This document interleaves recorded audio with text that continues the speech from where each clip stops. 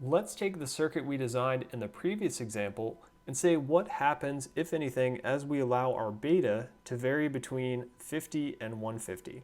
And so remember, the reason our beta is varying is maybe it's from a fabrication process, so we have some variance in the beta of the devices coming off the production line, or maybe we have different temperature environments or different current conditions that are causing our beta to vary. But at any rate, we have some beta varying between 50 and 150. How does that change our circuit operation? And so what we can see here is I've copied our circuit from the previous video with our designed values of 113 mega ohms for RB, 6K ohms for our RC, and we were given 12 volts for VCC, 0.7 for VBE on, and we said we wanted our system to operate at 1 milliamp ICQ, 6 volts VCEQ, and we had found a corresponding 10 microamps for our IBQ. So what we can do then is, assuming that we've made this circuit, our resistor values are fixed, we can see what happens as we vary that beta value. So first of all, let's revisit our equation for our IBQ. So we said that was our VCC, which is 12, minus VBE on, which is 0.7, divided by our RB. And so I guess we didn't see this earlier, but just sort of slightly adjusting, now that we know our RB value, we can calculate the IB from that.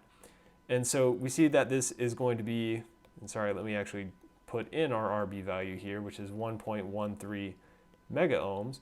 And we see that's going to give us our 10 microamps, which is not dependent on beta. So not dependent on beta. So as beta fluctuates, ideally our IBQ is not going to be changing. However, of course, our ICQ is going to be changing because we know that ICQ is equal to beta IBQ. And then, of course, our VCEQ is going to be VCC. So VCEQ is equal to VCC minus ICQ times RC. So as our ICQ is changing, our VCQ will also be changing, as we would expect. So what we can do is we can sort of check the two extreme endpoints on our beta range. So doing that, we can say one endpoint would be if our ICQ is equal to 50 times our 10 microamp base current, and that gives us a value of 0.5 milliamps. The corresponding VCEQ can be found from 12 minus our 6K ohm RC times the 0.5 milliamp from the previous line, which gives us a 9 volt VCEQ. So this is going to be our lower end on the current, upper end on the voltage.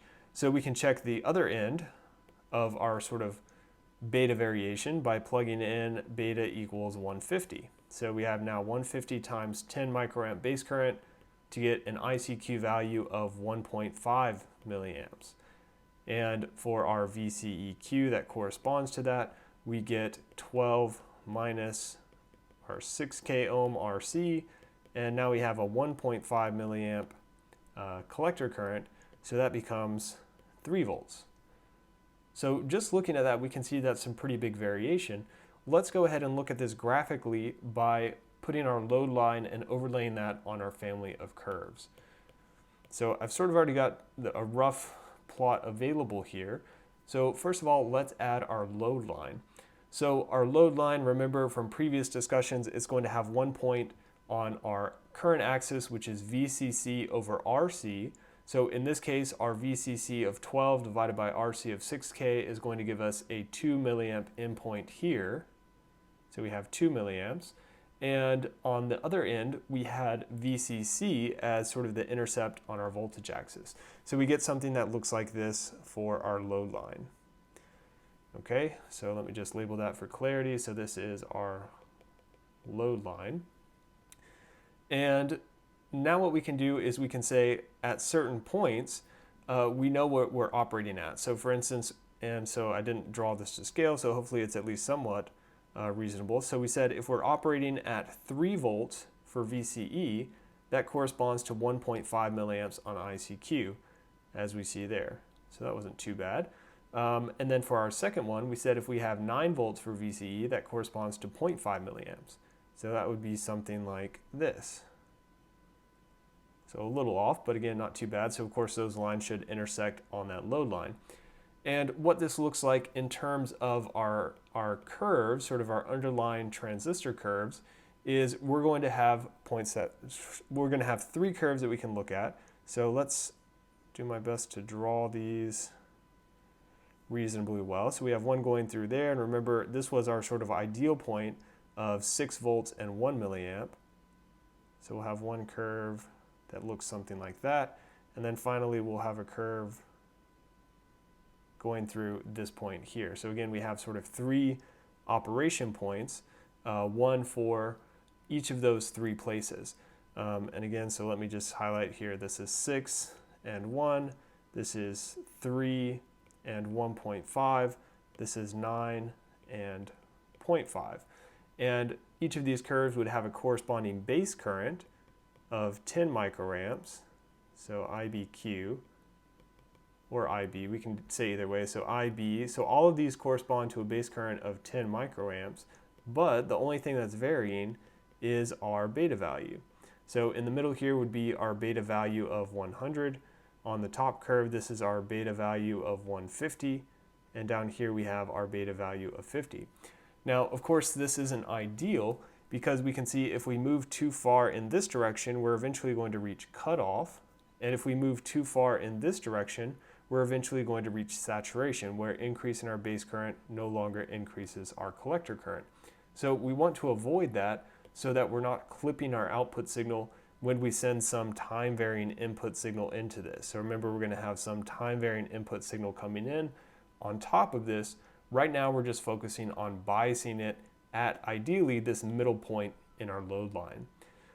So we say that this single base resistor scheme is then not going to be our best option. It is simple, so that's a plus, but it's not ideal because it's not stabilized against changes in beta. So single base resistor is not ideal.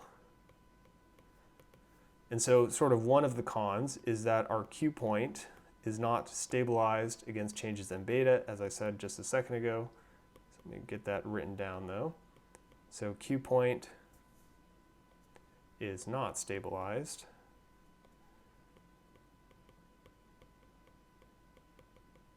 And so like that sounds, all that's saying is if our beta is varying, then our Q point is going to be moving. And obviously that's not an ideal thing. So not stabilized against variations in beta. And then the other disadvantage, which I talked about a little bit earlier, is we have a really large RB value. So in this case, we saw it was in the mega ohm range. And so we're not going to be concerned with this in this class. We'll touch on it a little bit in our in our applied electronics. But basically, this can be too big to use or too big to be practical in our integrated circuits or ICs. And we'll talk about different methods to sort of get around that issue, but suffice it to say, this is another con of our single base resistor biasing scheme. So as sort of an alternative, what we're going to look at in the following videos is how we can bias our BJT using voltage divider biasing.